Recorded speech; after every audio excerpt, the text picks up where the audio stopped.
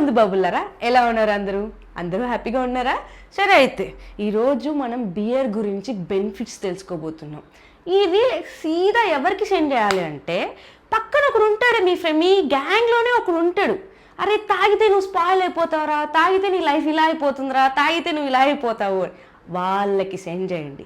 Beer తాగడం వల్ల ఎన్ని బెనిఫిట్స్ ఉన్నాయో ఈరోజు మనం తెలుసుకోబోతున్నాం. మోడరన్ బియర్ కన్సెక్షన్ హార్ట్ హెల్త్కి సపోర్ట్ చేస్తుంది.